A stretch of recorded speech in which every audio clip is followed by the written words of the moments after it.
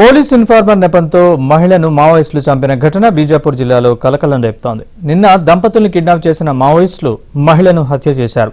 భర్తపై కర్రలతో దాడి చేశారు. 3 రోజుల వ్యవధిలో నలుగురిని మావోయిస్టులు హతమార్చడంపై భయాందోళన వ్యక్తమవుతోంది.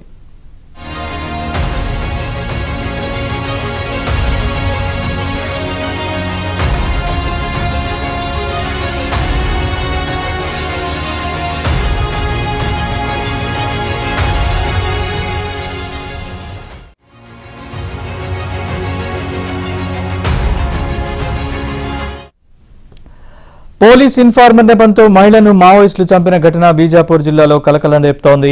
నిన్న దంపతుల్ని కిడ్నాప్ చేసిన మావోయిస్టులు మహిళను హత్య చేశారు.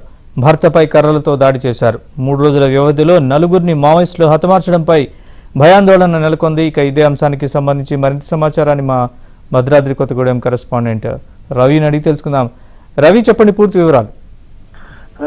ఛత్తీస్గఢ్ బీజాపూర్ జిల్లాలో మావోయిస్టులు ఇన్ఫార్మర్ నెపంతో ఒక మహిళను హత్య చేసిన ఘటన వెలుగులో చూసింది. వివరాలు చూస్తే తెలంగాణ పోలీసులకు బీజాపూర్ జిల్లా మద్దెల్ పోలీస్ స్టేషన్ పరిధిలో ఉన్న ఒక మహిళ ఇన్ఫార్మర్ గా వ్యవహరిస్తుందంటూ మావోయిస్టులు అనుమానంతో ఆ దంపతులను నిన్న కిడ్నాప్ చేయడం జరిగింది.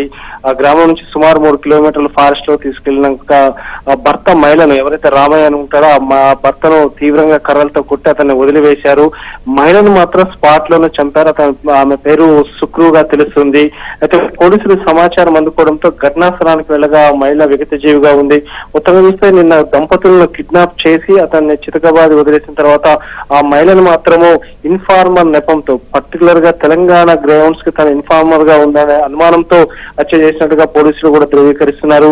గత 3 రోజుల వ్యవధిలోనే నలుగురిని హత్య చేశారు ఇన్ఫార్మర్ నెపంతో. పక్క ఆపరేషన్ ఖగార్లో భాగంగా భద్రతా బలగాలు పెద్ద ఎత్తున వరుస ఎన్కౌంటర్లతో మావోయిస్టులపై విరుచుకుపడుతున్న సందర్భంలో మావోయిస్టులు కూడా ఆదివాసీ గ్రామాల్లో ఎవరెవరైతే ఇన్ఫార్మర్లు ఉంటారో వారికి హెచ్చరికలు జారీ చేసే విధంగా కూడా ఈ విధంగా హత్యలకు పాల్పడుతున్నట్టు కూడా నిఘా వర్గాలు అనుమానిస్తున్నాయి. మొత్తంగా చూస్తే 3 రోజుల వ్యవధిలోనే నలుగురిని ఇన్ఫార్మర్ నెపంతో హత్య చేయడంతో కొంత ఆదివాసీ గ్రామాల్లో కూడా బిక్కుబిక్కుమనే పరిస్థితుంది. ఓ పక్క భద్రతా బలగాలు, మరో పక్క మావోయిస్టుల మధ్య ఆదివాసీలు నలిగిపోతున్నారని కూడా పౌరకుల సంఘాలు అనుమానాలు వ్యక్తం చేస్తున్న పరిస్థితుంది. మొత్తం మీద ఈ ఘటనతో మాత్రం చూసుకుంటే ఈ తెలంగాణ సరిహద్దులో ఉన్న ఆదివాసీ గ్రామాల్లో కూడా అక్కడున్న గ్రామస్తులు భయపడుతున్న పరిస్థితి. ఎందుకంటే భద్రతా బలగాలతో కొంత సమాచారం ఇచ్చినట్టు అనుమానాలు వ్యక్తం చేస్తే ఇలా వరుస హత్యలు చేస్తూ కూడా మావోయిస్టులు బెదిరింపులకు పాల్పడుతున్న పరిస్థితి ఉంది. Naresh, right, thanks for the update Ravi.